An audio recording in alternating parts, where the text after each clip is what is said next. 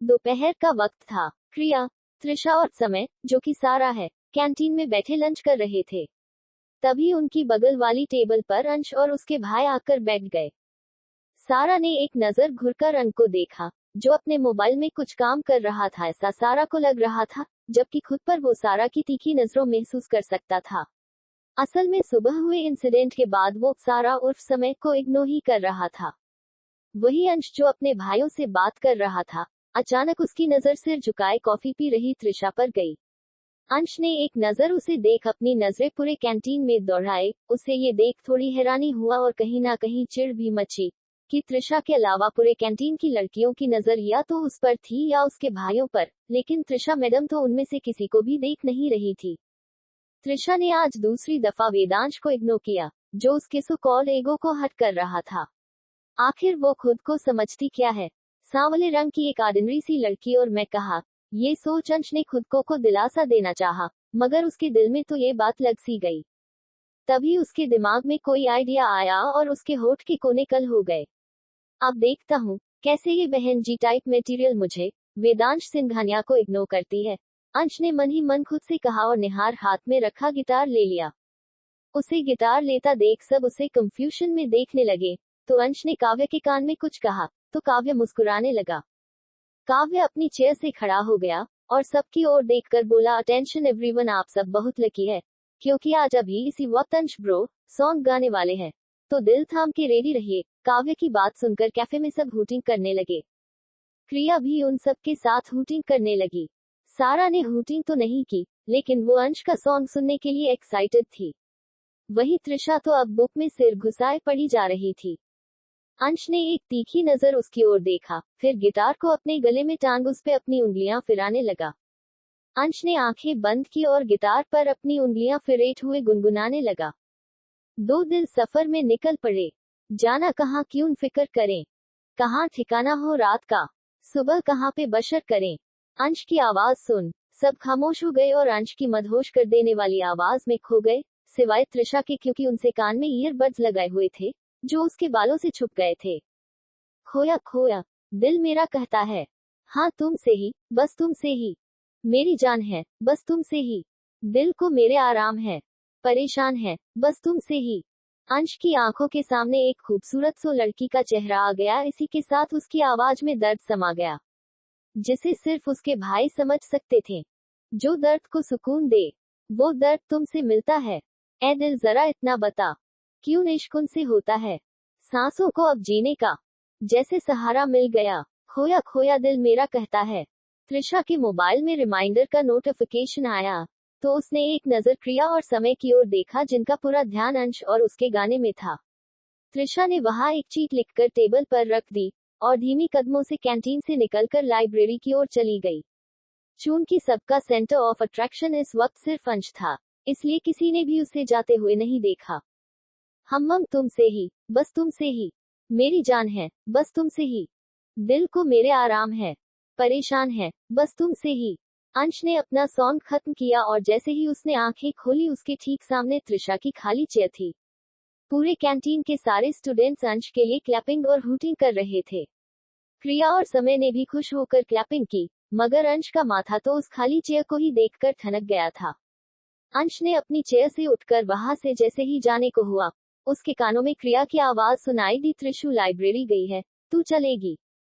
हाँ, लेकिन थोड़ी देर बाद जाएंगे, समय ने क्रिया से कहा। उन दोनों की बात सुन अंश ने अपने हाथों की मुठ्ठियां कस ली।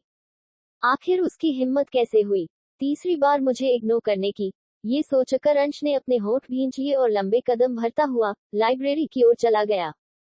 अंग और बाकी सबको उसका यूं उठकर जाना कुछ समझ नहीं आया। शायद वॉशरूम गए होंगे, रूजल ने कहा, तो बाकी सबने अपने कंधे उचका दिए। अंश गुस्से से तमतामाता हुआ लाइब्रेरी के अंदर आया। उसने एक सरसरी नजर पूरी लाइब्रेरी में दौड़ाई तो उसे लाइब्रेरी के लास्ट में अकेले बेंच पर बुक लिए बैठी त्रिशा दिखाई दी।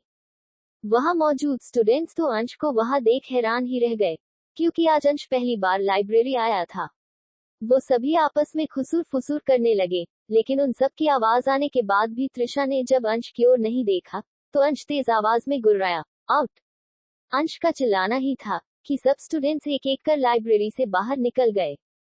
त्रिशा ने जब अपने आसपास लोगों की हलचल महसूस की तो उसकी नजर वेदांश पर गई, जो अपने दोनों हाथ फोल्ड किए उसी की ओर देख रहा था। उसे यूं खुद की ओर देखता पाकर त्रिशा के माथे पर सिकन उभर आई। उसने भी जल्दबाजी में अपने बुक समेटे और उठकर वहां से जाने लगी। वो जैसे ही अंश के बाजू से गुजरने को हुई, उसके सामने अंश आ गया। अंश के ऐसे अचानक सामने आ जाने से त्रिशा हड़बड़ा गई, लेकिन उसने कोई रिएक्शन नहीं दिया और अंश के दूसरे साइड से जाने लगी। तभी फिर एक दफा अंश उसके सामने आ गया। इस बार त्रिशा को उस पर बेहद गुस्सा आया और वो अपनी आवाज तेज करते हुए बोली, ये क्या बदतमीजी है? अगर यही सवाल मैं तुमसे पूछी तो? अंश ने उसकी ओर अपने कदम बढ़ाते हुए कहा। तो त्रिशा अपने कदम पीछे की ओर लेने लगी। मतलब? त्रिशा ने थोड़ी हैरानी और नासमझी के मिले जुले भाव से कहा। तो अंश के कदम अपनी जगह ठिठक गए। खुद को समझती क्या हो? किस चीज का एटीट्यूड है तुम्हें? हाँ, ना शक्ल है, ना सूरत है, कपड़ों से भी मिडिल क्लास लगती हो। मुझे इग्नोर करके मेरा अटेंशन पाना चाहती हो, राइट? चलो अटेंशन दिया तुम्हें, अब अपनी कीमत बताओ ताकि मैं तुम्हें इस एटीट्यूड को कुचल। अभी अंश ने इतना ही कहा था कि एक झन्नाटेदार थप्पड़ अंश के गाल पर पड़ा और उसका चेहरा एक ओर झुक गया। मैं खुद को कुछ भी समझती हूँ, लेकिन इतना तो है, मैं तुम्हारी और तुम्हारी इस दो कौड़ी की सोच जीतना गिरी हुई नहीं हूँ। समझे तुम? और तुम्हारा अटेंशन पाने से अच्छा मैं पूरी दुनिया से इग्नोर होना पसंद करूंगी। एंड लिसन मिस्टर वॉटएवर, किसी की शक्ल, सूरत, पैसों और कपड़ों से उसका कैरेक्टर जज करने से पहले खुद का कैरेक्टर देखो, जो हर महीने अपने बिस्तर की रौनक बदलते हो। त्रिशा ने अपने एक एक अल्फाजों को चबाते हुए कहा ही था कि अंश ने उसका गला पकड़ लिया। अंश ने अपनी आंखों में दुनिया जहां की नफरत समेटे चीखा, how dare you to say that, like you said. Trisha ने तंजिया लहजे से कहा। त्रिशा की आंखों की बेखौफी और उसकी बेबाकी देख अंश को उस पर और भी ज्यादा गुस्सा आ रहा था। उसकी पकड़ अब त्रिशा के गले पर और कस गई, जिससे त्रिशा की आंखें अब बंद होने लगी। त्रिशा की आंखों से एक कतरा आंसू का बहकर जब अंश के हाथ पर गिरा, तब मानो वो अपने सेंस में आया और उसने झटके से त्रिशा को छोड़ दिया। उसके ऐसे अचानक छोड़ देने से त्रिशा जमीन पर गिर गई और बुरी तरह खांसने लगी।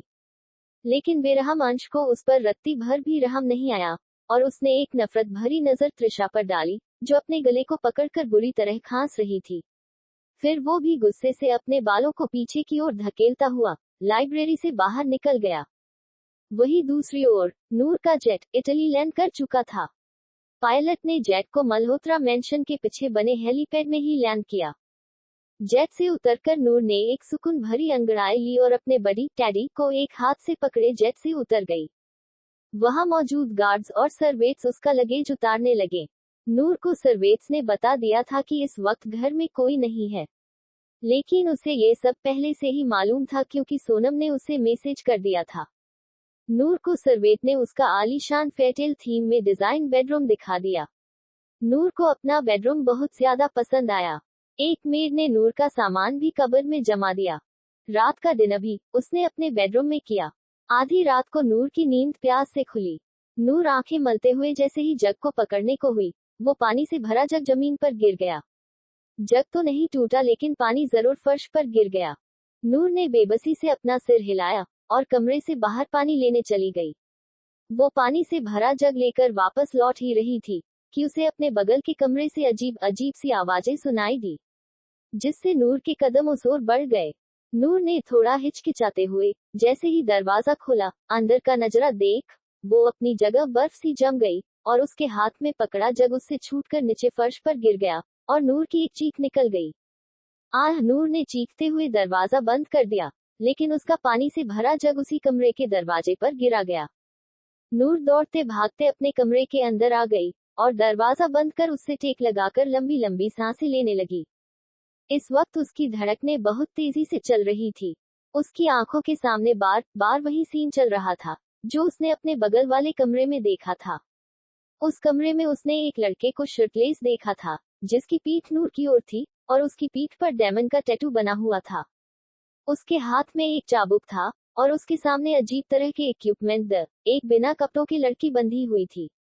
उस लड़की के हाथ उस क्रॉस इक्विपमेंट से बंधे थे। ये नजारा इतना भयानक था कि नूर अपनी चीख निकलने से खुद को रोक नहीं पाई। वो कौन होगा? क्या मुझे सोनम आंटी को बताना चाहिए? इतनी रात को कॉल करना सही होगा? लेकिन अगर वो खतरनाक इंसान मेरे कमरे में आ गया तो। नूर ने अभी इतना सोचा ही था कि उसके कमरे का डोर नॉक हुआ। नूर की तो डर से सांसें ही अटक गई। ही ओपन द डोर। बाहर से किसी लड़के की आवाज सुन नूर ने अपने मुंह पर हाथ रख लिया ताकि उसकी सांसों की आवाज भी किसी को सुनाई ना दे। बहुत देर तक वो लड़का नूर का दरवाजा पीटता रहा, लेकिन नूर तो मानो पत्थर सी हो गई थी, जिसे उस लड़के की आवाज से कोई फर्क ही न पड़ रहा हो। काफी देर खटखटाने के बाद जब नूर की तरफ से कोई जवाब नहीं आया तो दरवाजा नॉक होना बंद हो गया। जब बाहर से आवाजें आना बंद हो गई तो नूर ने राहत की सांस ली और अपने माथे पर आए पसीने को पोंछने लगी। नूर ने एक दफा फिर से चेक किया कि डोर नॉक है या नहीं।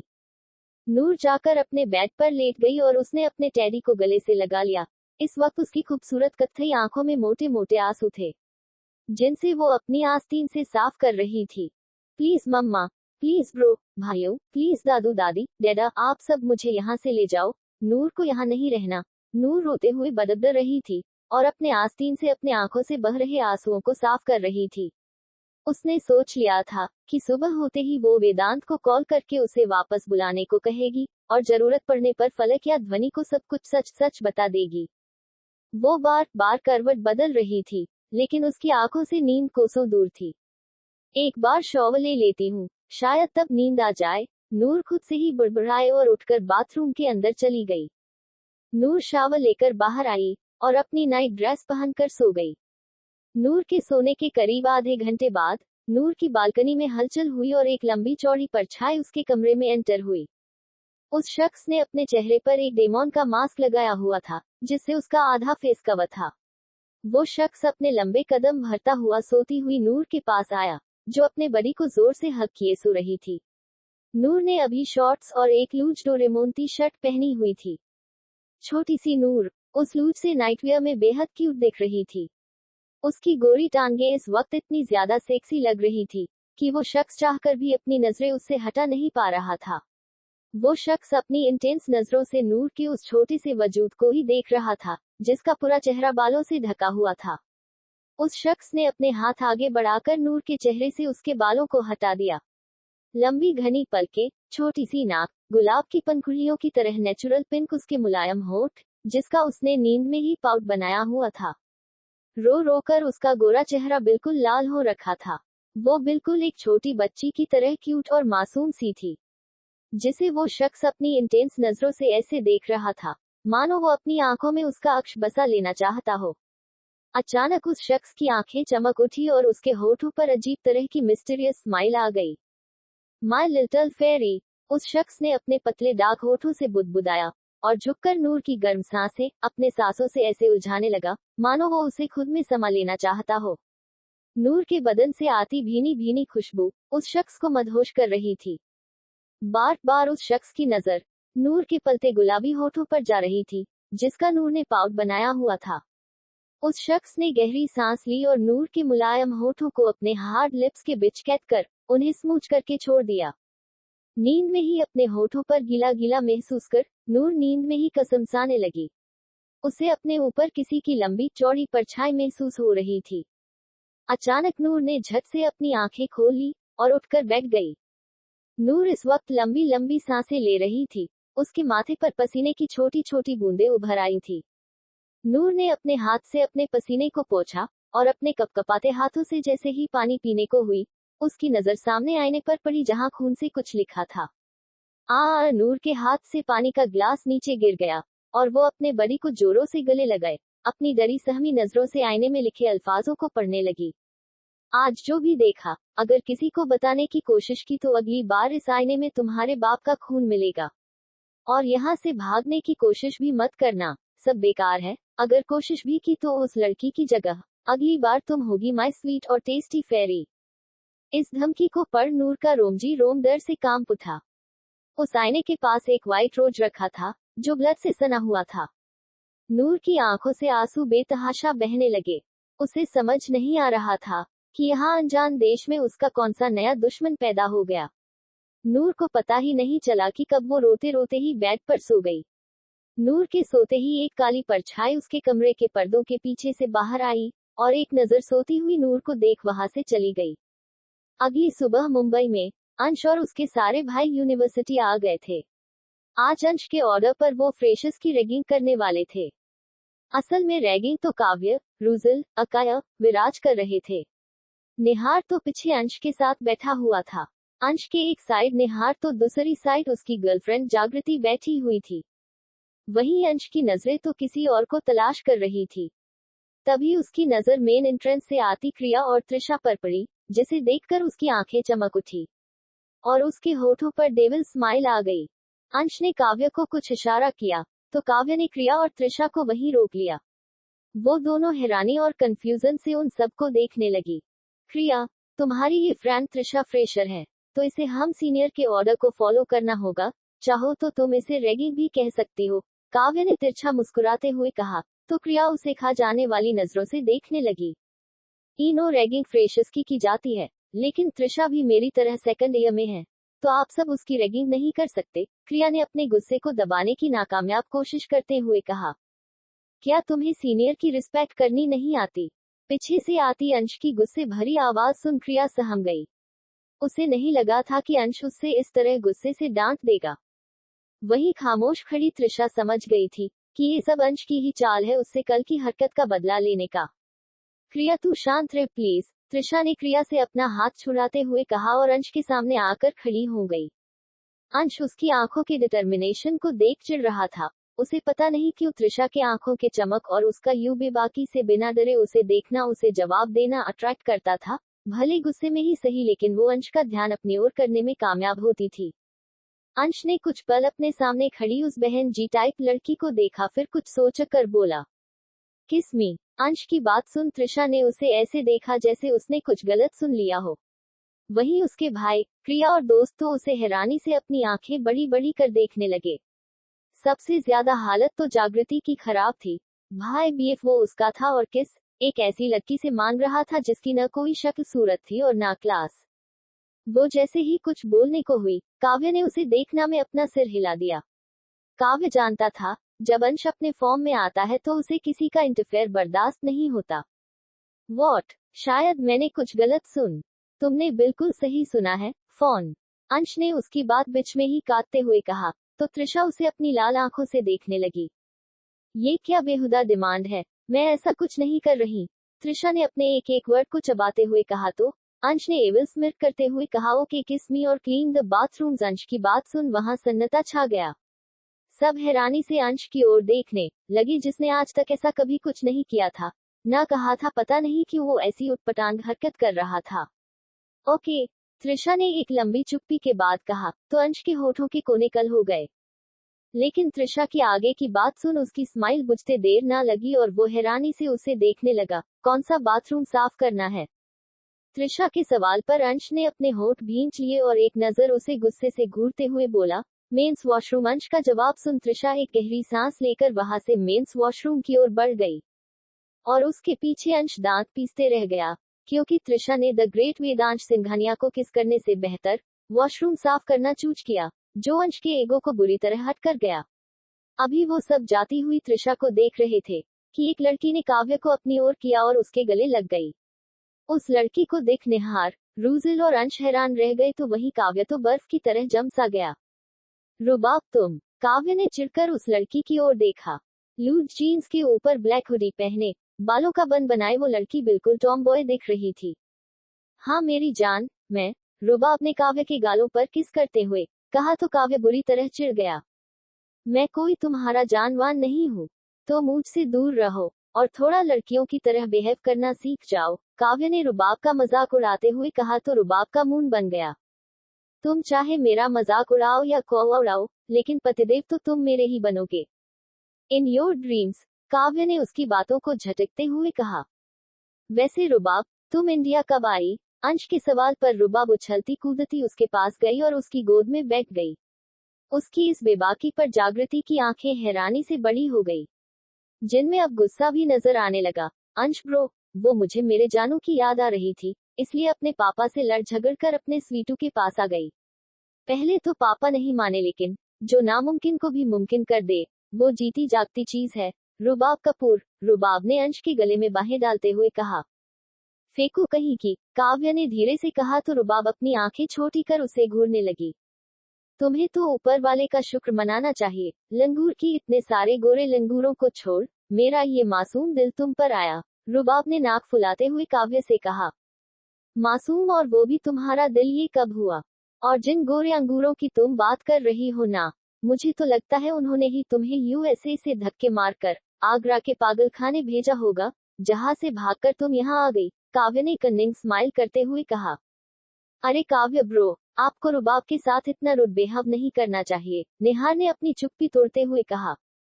इसी तरह कुत्ते बिल्लियों की तरह रुबाब और काव्य एक दूसरे से लड़ते रहे, और निहार और रूजल उन्हें तब तक शांत करवाने की कोशिश करते रहे, जब तक अंश रुबाब को अपनी पीठ पर उठाए वहां से चला नहीं गया।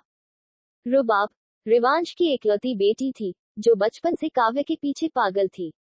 उसने बचपन में ही सबसे कह दिया था कि काव्य सिर्फ उसका है और वो बड़ी होकर उसी से शादी करेगी।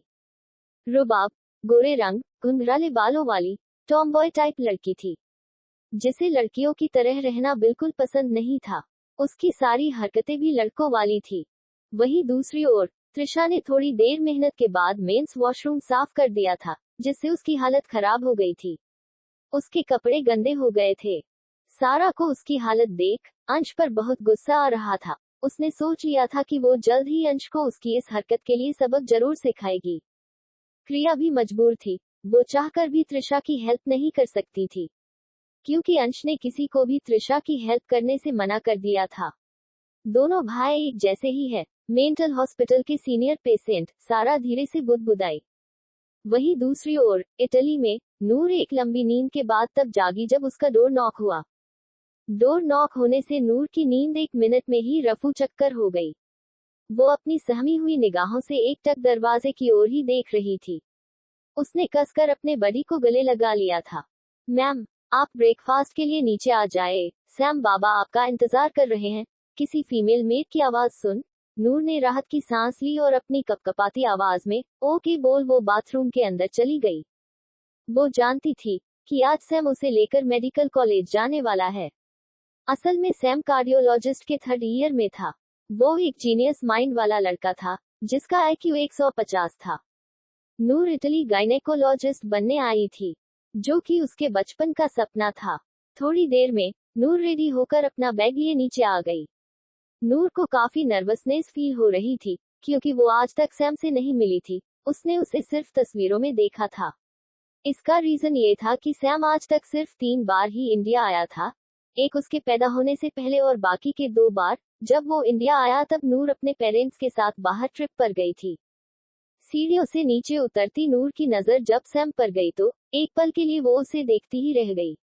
नेवी ब्लू पैंट के साथ व्हाइट टी शर्ट के ऊपर नेवी ब्लू शर्ट पहने सैम के ऊपर से नूर अपनी नजरें ही नहीं हटा पा रही थी। माथे पर आते उसके ब्राउन हेयर और सबसे ज्यादा अट्रैक्टिव उसकी हनी ग्रे आईज किसी को भी हिप्नोटाइज करने की ताकत रखती थी। बेहद एलिगेंट तरीके से ब्रेकफास्ट करते हुए वो और भी ज्यादा अट्रैक्टिव दिख रहा था। उसकी किलर पर्सनैलिटी देख नूर और भी ज्यादा नर्वस हो गई। सैम ने जब नूर की ओर देखा तो वो एक जगह बुत बनी उसे ही देख रही थी। व्हाइट पैंट के ऊपर बेबी पिंक टॉप पहने, बालों की हाई पोनी बनाए वो हमेशा की तरह प्यारी और मासूम दिख रही थी, लेकिन सैम ने उसे एक नजर देख उससे अपनी नजरें फेर ली। तुम इटली मेरी शक्ल देखने के लिए नहीं आई हो। अगर यही सब करना है तो मेरे विला से जा सकती हो। पता नहीं मॉम को भी क्या समाज सेवा करने का भूत सवार है, जो किसी भी अरेगेरो को इस घर में रहने की परमिशन दे देती है। सैम के ये कड़वे अल्फाज थे या खंजर जो सीधा नूर के दिल पर लगे और उसकी आंखों से आंसू बनकर उसके गालों पर लुढ़क गए। नूर को अब तक जो इंसान बेहद हैंडसम और चार्मिंग दिख रहा था अब वो उसे जहर लग रहा था। नूर ने अपने आंसू साफ किए और विला के बाहर जाने लगी। ए लड़की, लड़की नहीं, निद्विका सहगल नाम है मेरा। चाहकर भी नूर खुद को उसे कुछ बोलने से रोक नहीं पाई। Whatever, सैम ने बोरियत भरे लहजे से कहा तो नूर का जबड़ा कस गया। ब्रेकफास्ट करूं? नहीं करना, क्या पता मेरे नाश्ता करने से तुम्हारे इस आलीशान विला में अकाल पड़ जाए। नूर ने sarcastically कहा मैं सो बस स्मार्ट, मुझे तुम्हारे खाने या ना खाने से घंटा फर्क नहीं पड़ता है। तुम खाओ ना खाओ या भूख से मर जाओ आई डोंट केयर, लेकिन मेरी माँ ने मुझे तुम्हारा ख्याल रखने को कहा है। तो नाटक मत करो और चुपचाप ब्रेकफास्ट करो।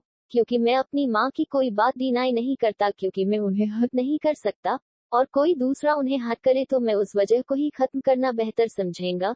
सैम ने अपने एक एक शब्दों को चबाते हुए कहा। तो नूर दांत पीस कर रह गई।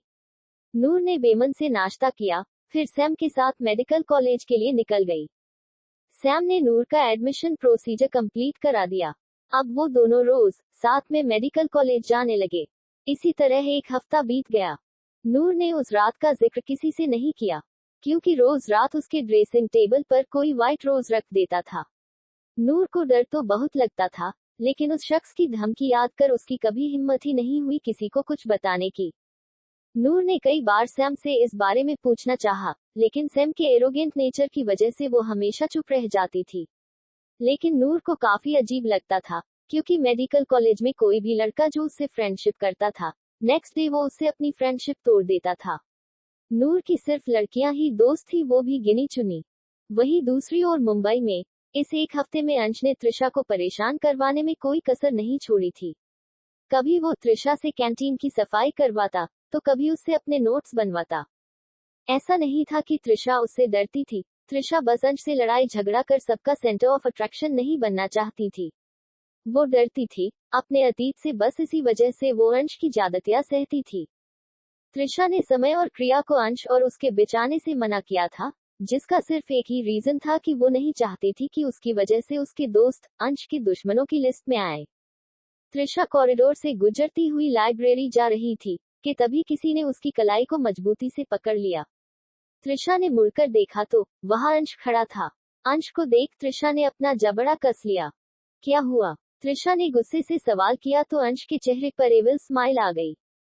फोन सुना है? यूनिवर्सिटी के बाद तुम किसी कैफे में बर्तन साफ करने का काम करती हो? अंश का ये सवाल था या खंजर जो सीधा त्रिशा के दिल पर जाकर लगा। मैं वहाँ वेट्रेस हूँ, न कि बर्तन साफ करने वाली। त्रिशा ने अपने अल्फाजों को चबाते हुए कहा, जो भी हो, लेकिन काम तो करती हो न कैफे में। आई थिंक तुमने वही से सीखा है कि किस तरह अमीर लड़कों को इग्नोर कर उनका अटेंशन ग्रांट किया जाता है। अगर मैं तुम्हें इतना ही पसंद हूँ तो तुम मुझे बता सकती हो, आफ्टर ऑल मुझे तो आदत है लड़कियों को रिजेक्ट करने की। अंश ने मॉक करते हुए कहा तो त्रिशा उसे ऐसे देखने लगी जैसे वो किसी पागल को देख रही हो। सच में कोई इंसान इतना सेल्फ ऑब्सेस्ड कैसे हो सकता है? लिटरली, त्रिशा ने मन ही मन सोचा। अंश त्रिशा की उन बेचैनी से बड़ी हुई ऑलिव ग्रीन आइज में देख रहा था, जो बड़े बड़े ग्लासेस के अंदर से उसे ही देख रही थी। सावले रंगत के बावजूद उसके नैन नक्श इतने परफेक्ट थे कि कोई भी उसे इग्नोर नहीं कर सकता था। अंश को भी काफी अजीब लगता था कि आज तक ना जाने उसने कितनी ही खूबसूरत लड़कियां देखी है, और ना जाने कितनों को रिजेक्ट भी किया है, लेकिन पता नहीं क्यों वो इस ऑर्डिनरी सी घमंडी लड़की को इग्नोर नहीं कर पा रहा है। जिसका एक रीजन ये था कि त्रिशा बाकी लड़कियों की तरह उसे नजर उठाकर भी नहीं देखती थी, और न ही उसे अंश के प्रेजेंस से कोई फर्क पड़ता था। अंश सर, ऐसा कुछ नहीं है, और मुझे अभी अपने नोट्स कंप्लीट करने हैं, सो प्लीज आप मुझे जाने दीजिए, त्रिशा ने सपाट लहजे से कहा। ये लड़की अभी भी मुझे इग्नोर कर रही है, अंश ने मन ही मन सोचा, जिसे सोच उसका चेहरा गुस्से से लाल हो गया। अंश ने त्रिशा को दीवार से सटाया और उसके दोनों तरफ अपने हाथों का घेर बना दिया। उसके ऐसा करने से अब त्रिशा दीवार और अंश के बीच कैद हो गई। ये आप क्या कर रहे हैं? मैं कब से आपकी बदतमीजी टॉलरेट कर रही हूँ, लेकिन अब और नहीं, गुस्से से बोल त्रिशा अंश के धक्का देने लगी। लेकिन वो अंश था या फौलाद जो उसे रत्ती भर भी फर्क नहीं पड़ रहा था। अंश को त्रिशा को ऐसे परेशान कर बहुत आ रहा था। अंश धीरे धीरे त्रिशा की ओर बढ़ने लगा, जिसे देख त्रिशा की जान हलक में ही अटक गई। ये तुम क्या कर रहे हो? त्रिशा ने अपनी लड़खड़ाती जबान में कहा। अंश की करीबी से वो अनकंफर्टेबल हो रही थी। उसके डर से पीले पड़ रहे चेहरे को देख अंश को अलग हो सुकून मिल रहा था। अंश का ध्यान त्रिशा के गुलाब की पंखुड़ी जैसे पतले लिप्स पर गया, जो नेचुरल पिंक थे। अंश को काफी अजीब लगा, क्योंकि त्रिशा के स्किन कलर के अकॉर्डिंग उसके लिप्स के शेड्स बहुत ज्यादा ही डिफरेंट थे, लेकिन उसने ज्यादा ध्यान नहीं दिया। और आगे बढ़ते बढ़ते अचानक उसने अपना चेहरा रोक लिया, क्योंकि त्रिशा की आंखें आंसुओं से डबा गई थी। जो लड़की उसके इतना टॉर्चर करने से भी उसके सामने झुकी नहीं ना रोई, लेकिन अब उसके करीब आने से वो रोने लगी। अंश आज तक जितनी भी लड़कियों से मिला था, सब किसी न किसी बहाने उसके करीब आना चाहती थी, लेकिन ये लड़की उफ, क्या ही लड़की है ये सारे ख्याल अंश को पागल कर रहे थे, और त्रिशा के आंसू उसे और भी ज्यादा गुस्सा दिला रहे थे। इससे पहले को वो अपने सामने खड़ी उस लड़की का खून कर देता, वो उसे छोड़ वहां से चला गया। अंश के जाते ही त्रिशा ने राहत की सांस ली और अपने आंखों से निकलने वाले आंसुओं को साफ कर वहां से चली गई। उसने अब डिसाइड कर लिया था कि अब वो अंश की नजरों में ही आने से बचेगी और यूनिवर्सिटी में बिना समय और क्रिया के बाथरूम भी नहीं जाएगी। रात का वक्त, सारा अपने बेड पर लेटी अपने मोबाइल में गेम खेल रही थी, तभी किसी ने उसे बेड से उठाकर कॉलर पकड़ हवा में लटका दिया। ये क्या बदतमीजी है, लंबू, डेविल, आदमी, तुम मुझे सुकून से रहने नहीं दे सकते क्या? सारा वेदांग के ऐसा हवा में लटकने से छटपटाने लगी। तभी उसकी नजर अंग के चेहरे पर गई तो उसके मुंह से निकलने वाले बाकी सुविचार अंदर ही रह गए, क्योंकि अंग उसे अपनी जानलेवा नजरों से घूर रहा था। सारा उसे देख एक पल के लिए सहम गई, तभी उसकी नजर अंग के हाथ में पकड़ी चीज पर गई, तो उसके गाल लाल हो गए। ये क्या है? तुम किस लड़की को मेरे रूम लेकर आए थे? अंग ने अपने हाथ में पकड़ी ब्रा को सारा को दिखाते हुए सवाल किया, तो सारा का चेहरा देखने लायक हो गया। ये उसकी ही गलती थी, जो उसने आज यूनिवर्सिटी से आने के बाद ध्यान नहीं दिया था, और ये ब्रा उतारकर वो उसे बाथरूम से लाना ही भूल गई थी। लड़की होकर लड़की थोड़ी लेकर आऊंगी। ओफ सारा, तू इतनी बड़ी गलती कैसे कर सकती है, ये जानते हुए भी कि इस कमरे में तू अकेले नहीं रहती है। डेविल जो तेरी जिंदगी में किसी सास से कम नहीं है, वो भी रहता है। सारा ने मन ही मन खुद को 4 गलियां दी। मैंने कुछ सवाल किया, अंग ने अपने वर्ड्स को चबाते हुए कहा, तो सारा ने डर से अपना साइवा गटक लिया। सारा ने अपनी लड़खड़ाती जबान में कहा, ककरी क्रिया आई थी, उसके कपड़े गंदे हो गए थे। तो क्या यूनिवर्सिटी के सारे बाथरूम्स में लॉक लगे थे? अंग ने गुर्राते हुए कहा। सॉरी, सारा ने रोनी सी शक्ल बनाते हुए कहा, डैड की वजह से बर्दाश्त कर रहा हूँ। अगर तुमने अगली बार ये हरकत की, तो तुम्हें ऐसे गायब करूंगा कि डैड को भी कभी तुम्हारे बारे में पता नहीं चलेगा। अंग ने सारा को बेड पर पटकते हुए कहा, तो सारा दर्द से कराह थी। अंग ने उसे घूर कर देखा, फिर उस कमरे से बाहर निकल गया। जाहिल आदमी कहीं का, वेद अंकल का बेटा नहीं होता, तो मैं इसका एनकाउंटर कर देती। डेविल लंबू, सारा दरवाजे पर कुशन फेंक कर अंग को गलियां देने लगी। वहीं दूसरी ओर, पेरिस के पॉश इलाके में बना एक बेहद बड़ा शानदार विला, जिसके बाहर कई सारे गाइस हाथों में गन्स लिए तैनात थे। उस विला के सेकंड फ्लोर पर बने मास्टर बेडरूम में एक लड़का, जिसकी उम्र करीब 24 साल होगी, वो माउथ ऑर्गन की बेहद डरावनी धुन बजा रहा था। उसकी धुन इतनी डरवानी थी कि रूम के बाहर खड़े गाइस के भी माथे पर ठंडा पसीना आ गया। ये लड़का था युवराज मलिक, मलिक्स ग्रुप्स के ऑनर का यशराज मालिक का इकलौता बेटा।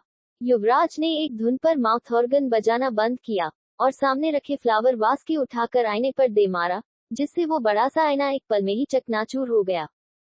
साराय, वो जोर से चीखा और अपने दोनों हाथों से अपने बालों को नोचने लगा। कहा हो सारा तुम, I miss you a lot, please come back to me. मैं तुम्हें प्यार करना चाहता हूँ, तुम्हें महसूस करना चाहता हूँ। इतनी भी क्या नाराजगी जो तुम मुझसे दूर चली गई। अगर तुम चुपचाप मेरा प्रपोजल एक्सेप्ट कर लेती, तो मैं इतना गुस्सा नहीं होता। देखो, गुस्से से मैंने तुम्हारे मॉम डैड को मार दिया। तुम्हें मुझे गुस्सा नहीं दिलाना था जान। यू नो ना how much I love you. Yuvraj दीवार पर लगी सारा की बड़ी सी तस्वीर पर अपने हाथ फेरते हुए अजीब तरीके से बोला। वो इस वक्त किसी साइको से कम नहीं लग रहा था, जिसकी आंखों में सारा के लिए दीवानगी भरी पड़ी थी। युवराज के उस आलीशान कमरे की हर दीवार पर सारा की ढेर सारी तस्वीर लगी थी। किसी में सारा हंस रही थी, किसी में मुंह फुलाए बैठी थी, किसी में डांस कर रही थी, किसी में समुद्र की लहरों के बीच स्विम सूट पहने पानी में आग लगा रही थी, तो किसी में रैंप वॉक। एक तस्वीर ने सारा के होठों पर दूध पीने से मूंछ बन गई थी, जिसमें वो बहुत ज्यादा क्यूट दिख रही थी। युवराज उन सारी तस्वीरों को अपनी जुनून भरी नजरों से ऐसे देख रहा था, मानो वो सारा का अक्ष अपनी नजरों में उतार लेना चाहता हो।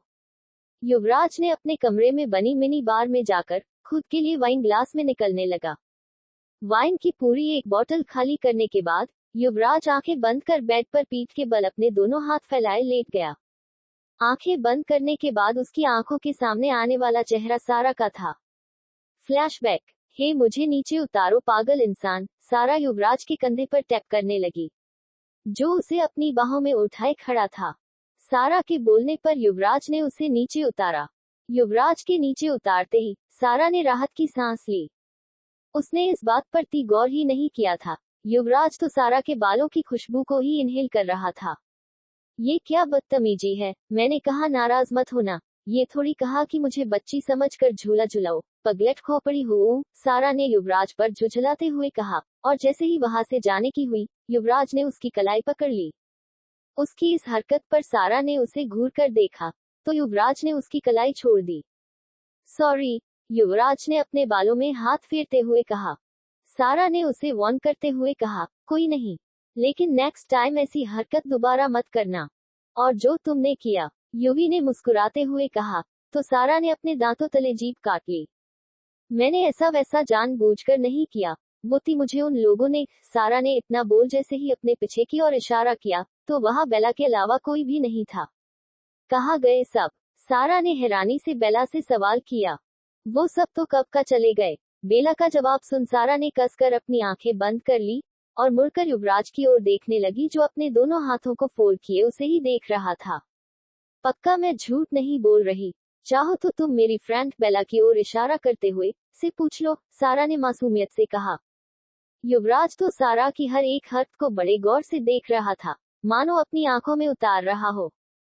It's okay, I trust you. Yuvraj की बात सुनकर सारा के चेहरे पर हल्की सी स्माइल आ गई।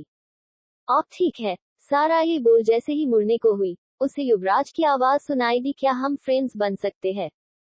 सारा ने युवराज को अपनी इंक्वायरी भरी नजरों से देखा, मानो वो उसके कहने का मतलब जानना चाहती हो। यार मैं कोई गलत इंसान नहीं हूँ, जो तुम अपनी शक भरी नजरों से मुझे देखो, युवराज ने अपने कंधे उचाकते हुए कहा। यार सोच क्या रही है, दिखने से सीनियर लगता है, आगे चलकर काम हो आएगा। वैसे भी जिस तरह वो सारे वैम्पायर की सेना इसे देखकर भागी है, उससे तो ये काफी पहुंचा हुआ बंदा लगता है। ऐसे इंसान से दोस्ती करने में भला क्या दिक्कत? बेला ने सारा के कान में फुसफुसाते हुए कहा। सामने खड़ा युवराज उन दोनों की इस हरकत को बड़े गौर से नोटिस कर रहा था। सारा ने भी कुछ पल बेला की बात को सोचा, जो उसे भी काफी हद तक सही लगी। शैल बी फ्रेंड्स, युवराज ने अपना हाथ आगे बढ़ाते हुए कहा, तो सारा ने भी उससे हैंडशेक कर लिया। Sara Merchant, Yuvraj Malik, you can call me UV, we are only friends nothing else UV. Sara ने उससे दोस्ती करने से पहले ही क्लियर कर दिया, तो बदले में युवराज सिर्फ मुस्कुरा दिया। ठीक है यूवी, अब हम चलते क्योंकि मैं और बेला ऑलरेडी लेट हो चुके हैं, बाय। सारा ने मुस्कुराकर यूवी से कहा और बेला के साथ वहां से चली गई। युवराज तो जाती हुई सारा को बस देखता ही रह गया। क्या तुझे वो पसंद है? पीछे से आते युवी के दोस्त अकुल ने उससे पूछा। मे बी, युवी ने अपने उस हाथ को चूमते हुए कहा जिससे कुछ देर पहले उसने सारा को थामा हुआ था, और अकुल के साथ अपनी क्लासरूम की ओर चला गया। फ्लैशबैक एंड, तुम क्यों चली गई, मुझे छोड़कर? क्या तुम्हें दिखता नहीं how much I love you Sara? I love you, युवी खुद में ही बड़बड़ाते हुए नींद की आगोश में चला गया। वहीं दूसरी ओर इटली में नूर अपने बालों में कोम कर रही थी। तभी उसे अपनी बालकनी में कुछ हलचल महसूस हुई, तो वो बेड पर लेटकर सोने की एक्टिंग करने लगी। करीब 1 मिनट बाद उसके कमरे में बालकनी से एक लंबी चौड़ी आकृति एंटर हुई, जिसने सबसे पहले नूर के ड्रेसिंग मिरर पर एक व्हाइट रोज रखा। नूर उस शख्स के कदमों की आहट खुद के करीब आते हुए महसूस कर सकती थी, जिस वजह से उसने बेडशीट को अपनी मुट्ठी में भर लिया। उसकी सांसें तो तब हलक में अटक गई, जब उसने उस शख्स की गर्म सांसें अपनी सांसों से घुलती हुई सी महसूस हुई। वो शख्स नूर के चेहरे को देख टेढ़ा मुस्कुरा दिया। वो शख्स नूर के कान पर झुककर सरगोशी करता हुआ बोला, little fairy, you're not a good actor, so stop your fucking acting। उस शख्स की बात सुनकर नूर ने झट से अपनी आंखें खोल ली। इसी के साथ उसकी एक चीख निकल गई, जो उस शख्स की हथेलियों और नूर के मुंह के बीच दबकर रह गई। नूर अपनी डरी सहमी नजरों से खुद पर झुके उस शख्स को देखती ही रह गई, जिसका आधा फेस एक डरावने मास्क से कवर था, जिससे नूर को सिर्फ उसकी काली गहरी आंखें और पतले डार्क लिप्स ही दिखाई दे रहे थे। I don't like fairy when someone tries to out with me, उस शख्स ने नूर के कंधे को स्निफ करते हुए कहा। नूर उसके ऐसा करने से सिहर उठी। उसे इस वक्त उस शख्स से बेहद डर लग रहा था। उसे रिग्रेट हो रहा था कि क्यों आज उसने जागकर उस शख्स को देखने का फैसला किया, जो उसके ड्रेसिंग मिरर पर व्हाइट रोज रखकर जाता था। Do you want to say something to me, little fairy? उस शख्स ने नूर के नोज पर पिंच करते हुए सवाल किया, तो नूर ने ना में अपना सिर हिला दिया। रियली? उस शख्स ने एक आईब्रो रेस करते हुए कहा। तो कुछ सोचकर नूर ने हाँ में अपना सिर हिला दिया। बट रिमेंबर, मुझे तेज आवाज सिर्फ मेरी पसंद है, ओके लिटिल फेरी। उस शख्स की ऐसी डरावनी आवाज में धमकी सुन नूर ने हाँ में अपना सिर हिला दिया। उस शख्स के हाथ हटाते ही नूर लंबी लंबी सांसें लेने लगी। डर से उसकी आंखें नम हो चुकी थी। नूर ने अपनी कपकपाती आवाज में कहना शुरू किया, हु आर यू? मेरे पीछे क्यों पड़े हो? मेरी क्या गलती है? अगर मैंने कभी तुम्हें जाने अनजाने हर्ट किया है तो उसके लिए मैं दिल से माफी मांगती हूँ, लेकिन प्लीज मुझे यूं डराओ मत। मैं यहाँ सिर्फ पढ़ने आई हूँ। अगर तुम कहोगे तो यहाँ से हमेशा हमेशा के लिए चली जाऊंगी, फिर कभी लौटकर दोबारा यहाँ उम्मम ममम। बाकी के अल्फाज नूर के मुंह में ही रह गए, क्योंकि उस शख्स ने नूर के लिप्स को कैप्चर कर लिया और उसे डीपली किस करने लगा। उसके ऐसा करने से नूर की आंखें हैरानी से बड़ी हो गई। वो तो अपनी जगह जम सी गई। जब उस मास्कमैन ने नूर के चेहरे का ऐसा उड़ा हुआ रिएक्शन देखा तो उसने नूर के होठों को बाइट कर लिया। अपने निचले होठ पर दर्द होने से नूर मानो अपने सेंस में आई और उसने अपने छोटे छोटे हाथों से उस मास्कमैन को मारना शुरू कर दिया। उस मस्कुलर बॉडी वाले इंसान को नूर के उन छोटे छोटे मुखों से क्या ही फर्क पड़ना था। उस शख्स को नूर के मुखों से दर्द तो नहीं हो रहा था, लेकिन उसे इरिटेशन जरूर हो रही थी। उस शख्स ने नूर के दोनों हाथों को अपने एक हाथ से पकड़ नूर के सिर के ऊपर बेड पर प्रेस कर दिया और नूर को और भी ज्यादा पैसिनेट होकर किस करने लगा। कभी वो नूर के लोअर लिप को सक करता, तो कभी उसके अपर लिप को स्मूच करके छोड़ देता, तो कभी उन दोनों को अपने होठों के बीच कैद कर शिद्दत से चूमने लगता। वो शख्स अब नूर के टंग से अपनी टंग को उलझाकर उसके पूरे मुंह को एक्सप्लोर कर रहा था, जिससे नूर को ऐसा लग रहा था मानो वो मर जाएगी। नूर को जब सांस लेने में दिक्कत होने लगी तो उस शख्स ने नूर के होठों को छोड़ दिया। उस शख्स के इस कदर पैसनेट किस करने से नूर के चेरी जैसे होठ सूजकर लटक गए थे। उसके होठ इतने रेड हो गए थे मानो अगर अब किसी ने नूर के होठों को छू लिया तो उसमें से खून आना तय था। नूर ने अपनी आंसू भरी आंखों से उस शख्स को घूरा तो वो शख्स टेढ़ा मुस्कुरा दिया। It's your punishment fairy. Next time अगर मुझ से दूर जाने का ख्याल भी तुम्हारे इस छोटे से दिमाग। उसके सिर को टैप करते हुए मैं आया तो इतना बोलकर उस मास्कमैन ने नूर को ऊपर से नीचे तक अपनी इंटेंस नजरों से देखा तो नूर डर से कांप गई। अंडरस्टूड, उस शख्स ने अपनी धीमी मगर डीप वॉइस में कहा तो नूर ने 2-3 बार हाँ में अपना सिर हिला दिया। My submissive fairy, close your petals. उस शख्स ने नूर के होठों पर लाइट किस करते हुए कहा तो नूर ने झट से अपनी आंखें बंद कर ली। बैड नाइट फेरी, उस मास्कमैन ने नूर के कान पर झुककर कहा, फिर उसके माथे पर लाइट किस कर वहां से चला गया। नूर ने डर से अपनी आंखें इतनी जोर से बंद की थी कि उसे जल्दी नींद आ गई। अगले दिन मुंबई में त्रिशा पूरे दिन अंश की नजरों से बचती रही। अंश, जिसका रोज का काम त्रिशा को बुली करना था, वो त्रिशा को हर जगह ढूंढता रहा, लेकिन त्रिशा समय और क्रिया की मदद से उसकी नजरों से छुपती रही। इसी तरह पूरी क्लासेस ओवर हो गई। आज तो त्रिशा अपनी एक क्लास बंद कर जल्दी ही यूनिवर्सिटी से अकेले निकल गई। वो आज अपने पार्ट टाइम जॉब के लिए कैफे में जल्दी आ गई। कुछ ही देर में चेकनी लेंथ स्कर्ट और व्हाइट टी शर्ट पहने वो अपना काम करने लगी। त्रिशा अपने काम को पूरे ईमानदारी से करती थी, क्योंकि उसकी लाइफ का एक ही मोटिव था, पढ़ लिख कर किसी अच्छी कंपनी में जॉब करना और एक सादा सिंपल लाइफ जीना। लेकिन ये तो वक्त को ही मालूम था कि उसकी लाइफ कितनी सिंपल होगी। करीब आधे घंटे बाद उस कैफे के बाहर एक ब्लैक बुगाटी कार आकर रुकी, जिसका डोर खोलकर एक हैंडसम लड़का अपनी जैकेट सही करता बाहर निकला। उस शख्स ने अपनी ओशियन ब्लू आई से एक नजर उस कैफे को देखा। इसी के साथ उसके होठों पर डेविल स्माइल आ गई।